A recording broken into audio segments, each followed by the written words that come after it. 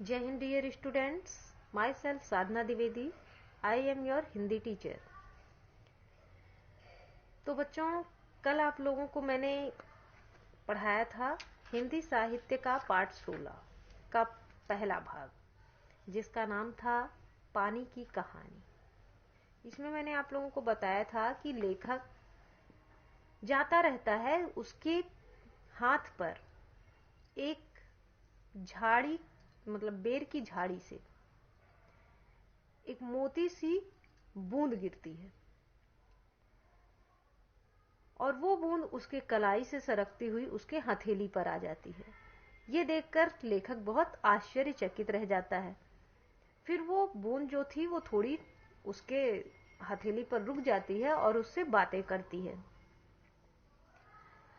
बातें करते करते वो अपने बारे में लेखक को बताती है कि किस तरीके से वो जमीन के अंदर रहती थी और किस तरीके से एक पेड़ के जड़ ने उसे अपनी ओर खींच लिया और उसका सब कुछ लेकर उसको बाहर निकाल दिया।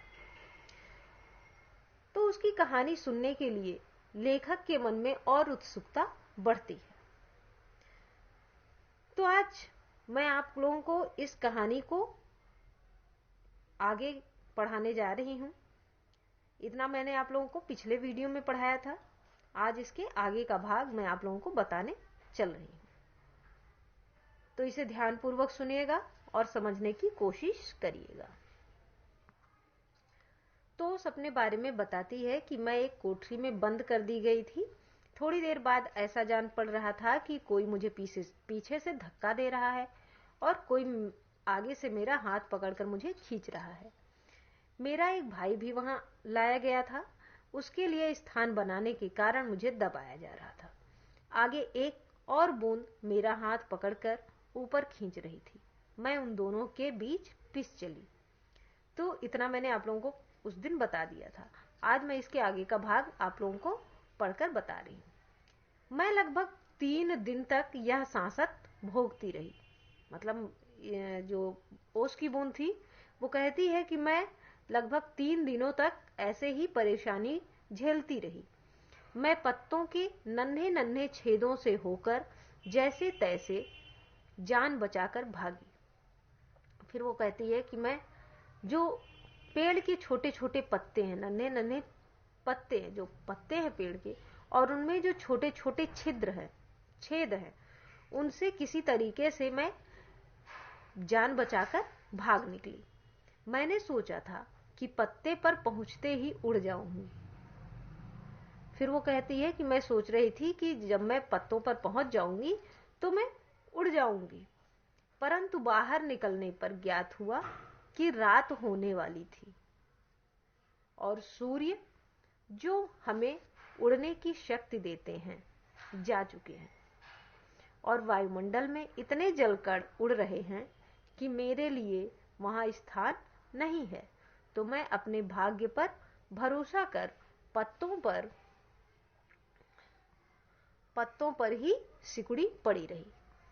अब इसमें लेखक क्या बताना चाह रहा है कि जो ओस की बूंद थी वो किसी तरीके से पत्ते के छेद से होती हुई बाहर तो निकल आई, लेकिन वो उड़ नहीं पाई। क्यों? क्योंकि सूर्य अस्त होने वाला था। सूर्य ही ओस को उड़ने की शक्ति देता है और वायुमंडल में उस समय बहुत सारे जल के कण थे। इस वजह से ओस की बूंद उसी पत्ते पर पड़ी रही। अभी जब तुम्हें देखा तो जान में जान आई। फिर ओस की बूंद कहती है कि जब मैंने तुम्हें देखा तो मुझे ऐसा लगा कि हाँ, अब मेरी रक्षा हो जाएगी, और रक्षा पाने के लिए तुम्हारे हाथ पर कूद पड़ी। मतलब अपनी जान में बचाने के लिए तुम्हारे हाथ पर कूद पड़ी। इस दुख तथा भावपूर्ण कहानी का मुझ पर बड़ा प्रभाव पड़ा। लेखक कहता है कि उसकी कहानी सुनकर, उसकी दुख भरी कहानी सुनकर मुझे बहुत ज्यादा दुख हुआ, मुझ पर बहुत ज्यादा असर हुआ। मैंने कहा, जब तक तुम मेरे पास हो कोई पत्ता तुम्हें न छू सकेगा। फिर लेखक कहता है कि अच्छा ठीक है, कोई बात नहीं, अगर तुम मेरे पास आई हो तो तुम जब तक मेरे पास रहोगी तब तक तुम्हें कोई भी पत्ता नहीं छू सकता। भैया तुम्हें इसके लिए धन्यवाद है। ओस कहती है कि हाँ भैया ठीक है, इसके लिए मैं तुम्हें धन्यवाद करती हूँ। मैं जब तक सूर्य न निकले तभी तक रक्षा चाहती हूँ। फिर ओस की बूंद लेखक से कहती है कि अच्छा ठीक है, जब तक सूर्य नहीं निकलता है तभी तक मैं चाहती हूँ कि मैं आपके पास ही रहूं। उनका दर्शन करते ही मुझ में उड़ने की शक्ति आ जाएगी। फिर उसकी बूंद कहती है कि जब सूर्य उदय होगा, जब मैं सूर्य को देखूंगी तो मुझ में उड़ने की शक्ति आ जाएगी। मेरा जीवन विचित्र घटनाओं से परिपूर्ण है। मैं उसकी कहानी तुम्हें सुनाऊंगी तो तुम्हारा हाथ तनिक भी ना दुखेगा। फिर ओस की बूंद लेखक से कहती है कि मेरा जो जीवन है वो बहुत ही अनोखी घटनाओं से परिपूर्ण है, घटनाओं से भरी हुई है। अगर मैं उसकी कहानी आपको सुनाऊंगी, तुम्हें सुनाऊंगी, तो जो तुम्हारा हाथ है वो बिल्कुल दर्द नहीं करेगा। फिर लेखक कहता है ओस से, अच्छा सुनाओ। लेखक ओस से बोलता है, अच्छा ठीक है, तुम अपनी कहानी सुनाओ। बहुत दिन हुए मेरे पुरखे हाइड्रोजन यानी हाइड्रोजन, ठीक है, हाइड्रोजन किसको बोला? हाइड्रोजन को। वो किसके पुरखे हैं? ओस की बूंद के। और ओसजन यानी ऑक्सीजन नामक दो गैसें सूर्यमंडल में लपटों के रूप में विद्यमान थीं। ओस कहती है लेखक से कि बहुत दिन पहले मेरे पुरखे हाइड्रोजन और ऑक्सीजन, हाइड्रोजन और ओसजन नामक दो गैसें सूर्यमंडल में लपटों के रूप में विद्यमान थीं। सूर्यमंडल अपने निश्चित मार्ग पर चक्कर काट रहा था। सूर्यमंडल जो है, जिस तरीके से उसमें ग्रह नक्षत्र चलते रहते हैं, उसी तरीके से ग्रह उसी तरीके से चक्कर लगा रहे थे। वे दिन थे जब हमारे ब्रह्मांड में उथल पुथल हो रही थी। ये उस समय की बात है जब हमारे ब्रह्मांड में सब कुछ उल्टा पुल्टा हो रहा था। अनेक ग्रह और उपग्रह बन रहे थे, बहुत सारे ग्रह बन रहे थे उस समय और बहुत सारे उपग्रह बन रहे थे। ठहरो, क्या तुम्हारे पुरखे अब सूर्यमंडल में नहीं हैं? लेखक ओस से पूछता है कि अच्छा रुको, ये बताओ कि क्या तुम्हारे जो पुरखे थे, क्या वो अब सूर्यमंडल में नहीं हैं? हैं। उनके वंशज अपनी भयावह लपटों से अब भी उनका मुख उज्जवल किए हुए हैं।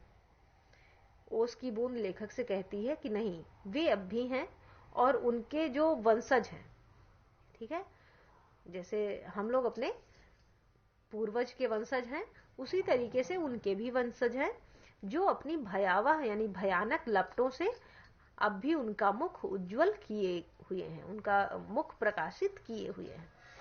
हाँ, तो मेरे पुरखे बड़ी प्रसन्नता से सूर्य के धरातल पर नाचते रहते हैं। फिर उसकी बूंद बताती है कि जो मेरे पुरखे हैं वो बहुत खुश होकर सूर्य के धरातल पर, सूर्य के ऊपर नाचते रहते हैं। एक दिन की बात है कि दूर एक प्रचंड प्रकाश पिंड दिखाई पड़ा। क्या दिखाई पड़ा? प्रकाश पिंड। उनकी आंखें चौंधियाने लगीं। उनकी जो आंखें थी वो चौंधियाने लगीं। मतलब क्या होता है, जब हम सूर्य की तरफ देखते हैं तो हमारी आंखें चकमका जाती हैं, हमें कुछ कुछ देर दिखाई ही नहीं पड़ता। उसी तरीके से उनकी आंखें भी चकमका गईं। यह पिंड बड़ी तेजी से सूर्य की ओर बढ़ रहा था। वो जो पिंड था वो किसकी ओर बढ़ रहा था? सूर्य की ओर बढ़ रहा था। उनकी आंखें चौंधियाने लगी, बढ़ रहा था। ज्यों-ज्यों पास आता जाता था उसका आकार बढ़ता जाता था। उसकी बूंद बताती है कि वो पिंड जो था वो जैसे ही जैसे पास आ रहा था उसका आकार और बढ़ता जा रहा था। यह सूर्य से लाखों गुना बड़ा था। फिर उसकी बूंद जो है वो लेखक से कहती है कि जो वो पिंड था वो सूर्य से भी लाखों गुना बड़ा था। उसकी महान आकर्षण शक्ति से हमारा सूर्य कांप उठा। उसमें जो आकर्षण शक्ति थी उससे हमारा जो सूर्य है वो डर गया। ऐसा ज्ञात हुआ कि उस ग्रहराज से टकराकर हमारा सूर्य चूर्ण हो जाएगा।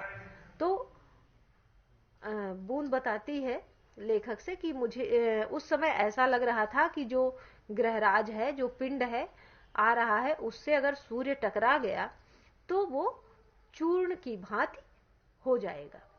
वैसा ना हुआ। फिर ओस की बूंद कहती है कि नहीं, वैसा तो नहीं हुआ।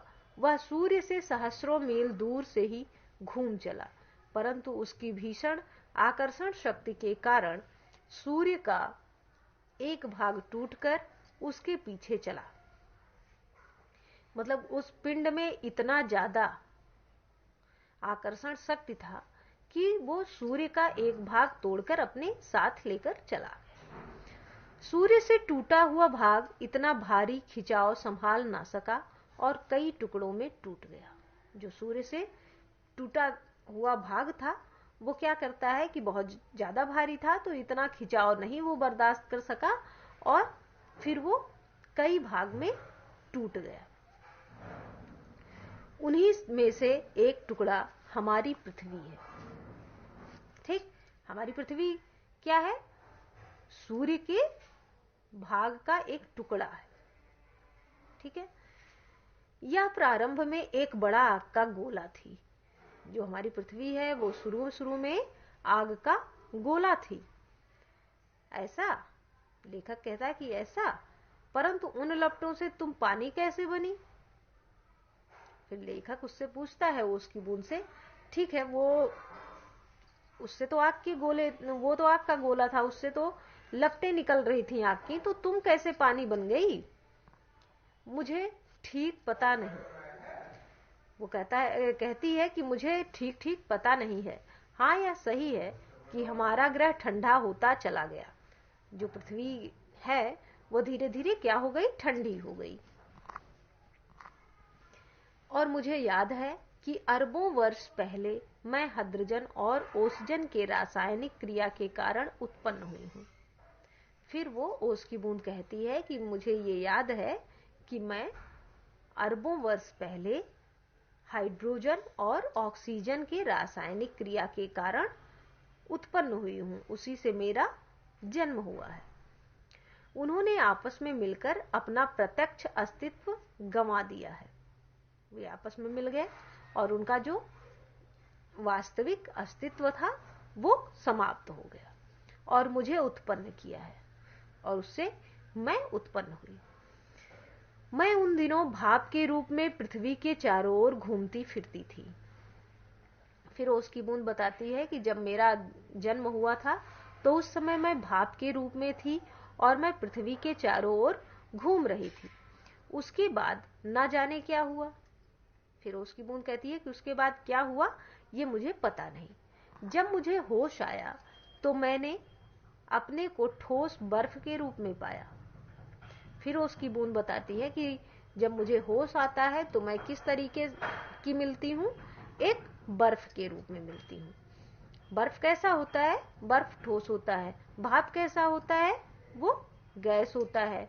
और जो बूंद है वो कैसी है? वो तरल है। ठोस, द्रव और गैस, वो द्रव है तो ठोस हो जाती है। मेरा शरीर पहले भाप रूप में था, वह अब अत्यंत छोटा हो गया था। वह पहले से कोई 17वां भाग रह गया था।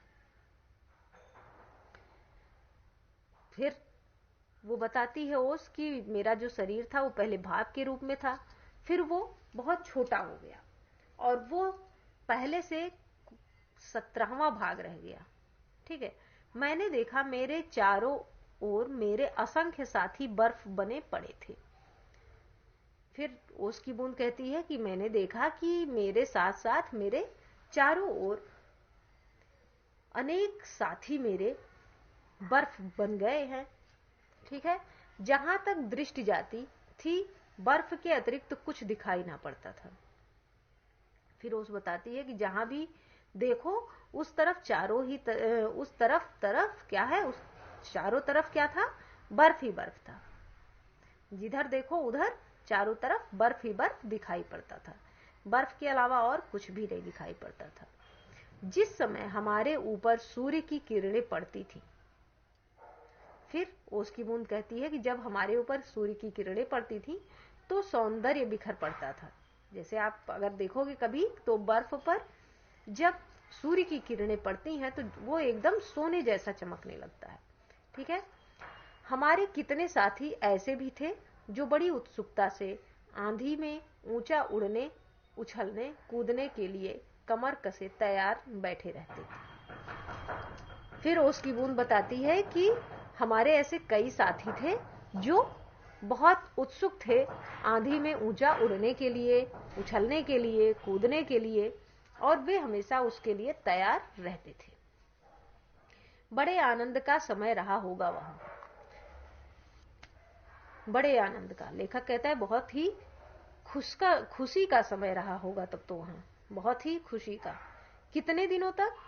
कई लाख वर्षों तक। कई लाख। फिर लेखक चौंक जाता, हाँ चौंको नहीं, मेरे जीवन में 100-200 वर्ष दाल में नमक के समान भी नहीं है। उसकी बूंद कहती है कि मेरे जीवन में 100-200 वर्ष जो दाल में नमक पड़ता है उसके समान भी नहीं है। ठीक। मैंने ऐसे दीर्घजीवी से वार्तालाप करते जान अपने को धन्य माना और ओस की बूंद के प्रति मेरी श्रद्धा बढ़ चली। फिर क्या कहता है लेखक कि मैं इतने दीर्घजीवी मतलब लंबे समय तक जीने वाले से बातचीत करके अपने आप को धन्य समझ रहा था। फिर ओस की बूंद के प्रति मेरी जो श्रद्धा भाव थी वो बहुत ज्यादा बढ़ गई। हम शांति से बैठे एक दिन हवा से खेलने की कहानियां सुन रहे थे कि अचानक ऐसा अनुभव हुआ मानो हम सरक रहे हों। सबके मुख पर हवाइयां उड़ने लगीं। अब क्या होगा? फिर ओस की बूंद बताती है कि एक दिन हम लोग बैठ करके हवा से खेलने की कहानियां सुन रहे थे कि अचानक ऐसा लगा कि हम सरक रहे हैं। सबके मुख पर हवाइयां उड़ने लगी, यानी सब लोग परेशान हो गए, सब लोग घबरा गए कि अब क्या होगा। तो आज मैं आप लोगों को इतना ही पढ़ाऊंगी। आगे के भाग में मैं आप लोगों को आगे की कहानी बताऊंगी। तब तक के लिए कुछ प्रश्न बता रही हूं, उन प्रश्नों के उत्तर आप अपनी उत्तर पुस्तिका में लिख लीजिएगा। ठीक है। देखिए, प्रकाश पिंड कैसा दिखाई पड़ रहा था? फिर है, हमारी पृथ्वी प्रारंभ में किस रूप में थी?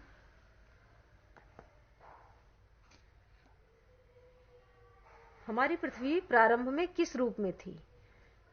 हाइड्रोजन और ओसजन क्या है? ठीक, इतने क्वेश्चन हो गए, 3 क्वेश्चन हो गए आपके।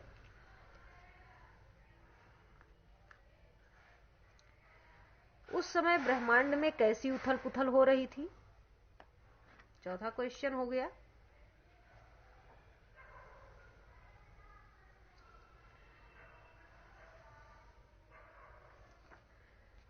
पांचवा क्वेश्चन लिखिए,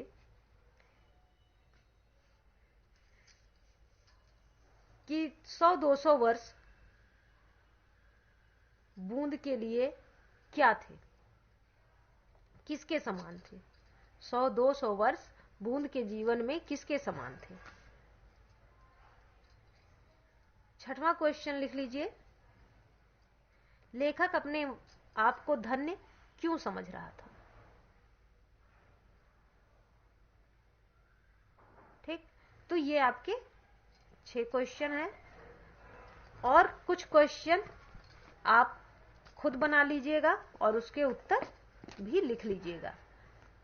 तो ये पाठ यहीं पर आज मैं समाप्त करती हूं। आगे के भाग में मैं आपको क्या करूंगी? आगे की कहानी बताऊंगी। तब तक के लिए धन्यवाद।